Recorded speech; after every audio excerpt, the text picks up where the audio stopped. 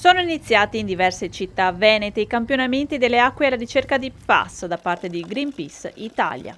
Le analisi fanno parte del progetto nazionale Acque senza veleni, promosso dall'organizzazione ambientalista e pacifista per la difesa del clima.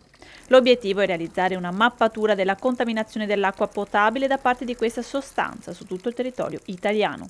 I PFAS creano gravi rischi alla salute delle persone. Le molecole infatti si diffondono nel sangue attraverso l'ingestione di acqua o alimenti.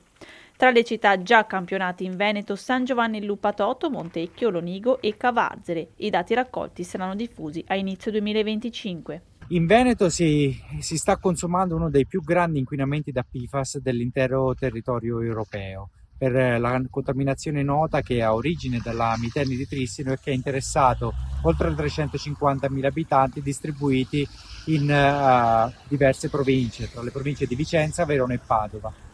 Con questa campagna indipendente noi proviamo a tracciare una mappatura della contaminazione dell'acqua potabile in tutta Italia e capire a che punto siamo oggi a livello nazionale, incluse le aree del Veneto già note per la contaminazione. Le analisi di Greenpeace si affiancano a quelle già effettuate da ARPA Veneto tra il 2019 e il 2022 nelle zone di Padova, Vicenza e Verona.